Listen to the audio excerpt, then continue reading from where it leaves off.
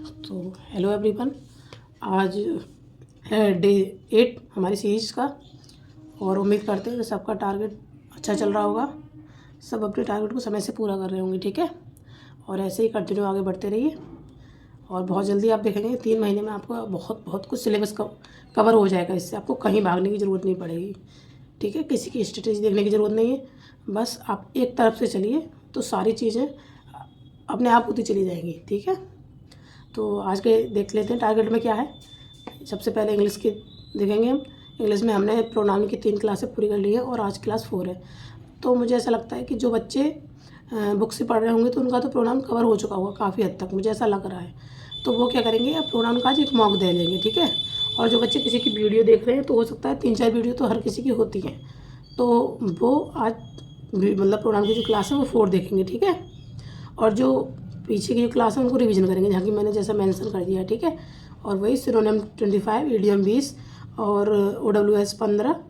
और ये तो मैंने आपको बता दिया। ये पीछे वाली जो रूल है वो याद करते चलें। ठीक है, वो बहुत ज़रूरी है। रिवीजन अगर आप करते चलेंगे तो आपको ऐसा ना लगेगा कि जो मैंने पीछे कराया बस बिल्कुल सब सफ़ा है, सब भूल गए, ये नहीं लगेगा। ठीक है ना। उसके बाद पैसेज की रीडिंग करनी है आपको इंग्लिश माध्यम ऐप से, एक पैसेज की। ठीक है, अब मैथ में बात कर लेते हैं।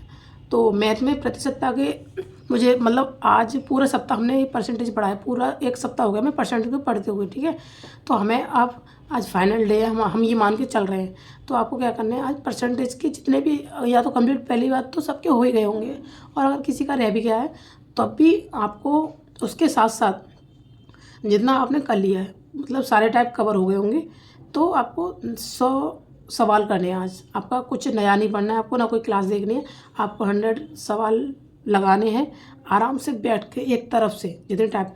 और हो सकता है कुछ सवाल आप पे नहीं आएंगे, मतलब नहीं बनेंगे, तो उनको ऐसा नहीं है कि बस उन्हीं में लगे रहे, उनको स्किप करना है जितने आते हैं। तो आपको 100 सवाल आज करने हैं, आपका ये टारगेट होना चाहिए। ठीक है, जिससे कि आपका जितना आपने पढ़ा है सब कवर हो जाएगा। और स्क्वायर की फ्रैक्शन, इन तीनों को आपको और रिवीजन करना है। ठीक है, आपको अब ये लिखनी नहीं है, सिर्फ देख के जो आपको याद नहीं रहते उनको बस देखना है जहाँ भी आपने लिखी है अब तक, और फिर रिवीजन करना है। 2 की पावर 10 तक आपको रिवीजन करनी है और 3 की पावर 10 तक आपको लिखनी है आज। जैसे कि कल आपको मैंने 2 की पावर बताई, आज 3 की पावर, ऐसे कि यानी 3 की पावर 2 9 हो गई, 3 की पावर 3 27। तो इस तरीके से आपको ये लिख के याद करनी है। कॉन्सेप्ट जो परसेंटेज की उनको रिवीजन कर लेना है इन 100 सवालों को लगाने से पहले। ठीक है, जिससे कि आपको दिक्कत नहीं होगी। ये तो बात हो गई इंग्लिश और मैथ की। अब बात कर लेते हैं रीजनिंग की। तो रीजनिंग में मैंने कोडिंग डिकोडिंग हम पढ़ रहे थे, तो उसके हमें 10 सवाल करने हैं। सीरीज से हमें 5 और कैलेंडर से 5। ठीक है, ये तो तीनों चीज़ें हो गई इसकी। अब हमने आज एक नया टॉपिक जोड़ा है, ये है बैठने की जो क्रम व्यवस्था होती है वो। आप उसमें खोलेंगे तो आपको इसी नाम से मिलेगा, रीजनिंग की बुक वगैरह, या आप टॉपिक डालेंगे उस पर। अगर आपने पहले कभी नहीं पढ़ा है तो आप पहले जल्दी फास्ट करके इसको थोड़ा एक टॉपिक देख लेंगे, ज़्यादा कुछ नहीं है, बहुत ईजी है। तो आप उस टॉपिक को देख लेंगे, उसके बाद उसके 10 सवाल लगाएंगे। ठीक है, ये नया टॉपिक है आज आपके लिए। और ब्लड रिलेशन वाला हमने थोड़ा हटा दिया, उसको हम बाद में रिवीजन में लेंगे। ठीक है, जब हम संडे को रिवीजन करेंगे ना उसको, वो हमारा मुझे लग रहा है काफ़ी हद तक आपके सवाल उसमें हो गए होंगे। अब बात करते हैं जीएस में।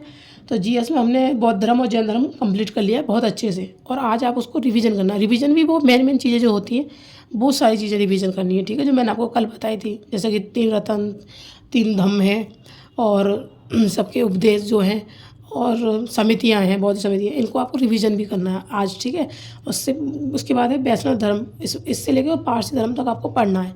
फिर ये आपके धर्म कंप्लीट हो जाएंगे आज, और ये अच्छे से पढ़ना है। ठीक है, पारसी धर्म से बहुत छोटा सा है, लेकिन अभी पीछे एक बार इलाहाबाद हाई कोर्ट में इसका एक क्वेश्चन आया था पारसी धर्म से। ठीक है, तो ये किसी भी चीज़ जो भी हाईलाइट हो रही है ना लूसेंट में, उनको हल्के में मत लेना, कहीं से कुछ भी पूछ सकता है। इसलिए कोशिश करना कि जितना अच्छे से आप मतलब पढ़ सकें, कम से कम पढ़ तो सकें। याद तो बात की बात है क्या रहता है हमें, लेकिन अगर अच्छे से पढ़ेंगे तो याद भी रहेगा। ओके, आगे है शास्त्रीय नृत्य जो हम कर चुके हैं, लोक नृत्य जो हम कर चुके हैं, इन दोनों का मॉक लगाना है आपको। ठीक है, सेक्शनल मॉक, ये टेक्स्ट बुक पे आप जाएंगे, उसका पास खरीद लीजिए, उससे मिल जाएंगे। और अगर आप नहीं खरीदना चाहते तो आप ऑनलाइन जाके और सर्च करके मतलब ये टॉपिक डाल के और मॉक पीछे लिख के डालेंगे तो आपको आ जाएंगे। ठीक है, उसके बाद ये आज का एक नया टॉपिक भारतीय राग। वैसे ज़्यादा पूछा नहीं जाता है, लेकिन कभी कभी कुछ क्वेश्चन इसमें आ जाते हैं और आए हैं। ठीक है, ज़्यादा तो नहीं आए लेकिन आए हैं, कुछ पैटर्न का नहीं पता। और ये उसमें है भी, क्योंकि जैसे हम आगे एक तरफ से पढ़ रहे हैं तो उसमें है, तो आप एक बार इसको अच्छे से देख लेंगे, ठीक है। देखने में कोई बुराई नहीं है, देखने चाहिए।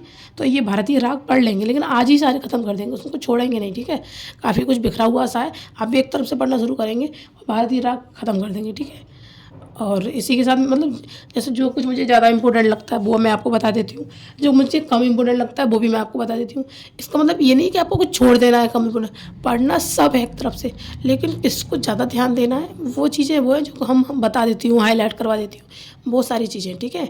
तो इस तरीके से अगर आप अच्छे से तैयारी लगे रहें, मतलब कंटिन्यू के साथ ऐसे अगर लगे रहते हैं आप 3 महीने मेरे साथ, तो आपको देखना, आपको किसी भी गाइडेंस की, किसी भी टॉपर की बात की, किसी भी मतलब किसी की भी ज़रूरत नहीं है। मैं जेन्युइन जो बात मैंने अप्लाई की है सिर्फ वही मैं आपको बात बता रही हूँ, और जो रेट मुझे मिले वो आपको भी मिलेंगे, आपका भी सिलेक्शन जल्दी होगा।